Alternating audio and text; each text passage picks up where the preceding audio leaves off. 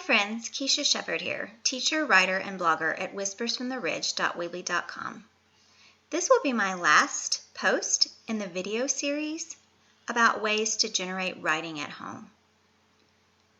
One of the strategies that you can use to spark ideas for writing is to bounce ideas off of a photo or a picture.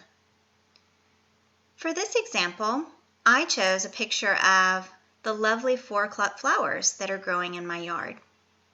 So I'm going to read to you my poem, 4 O'Clocks.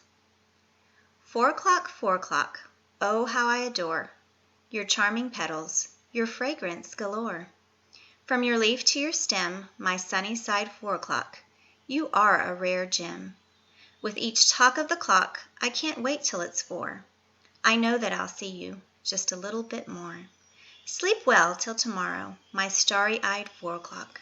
You sure steal the show. So writers, another strategy for generating writing at home is to take a picture or a photo and bounce ideas off of that photo or picture. So until next time, happy writing.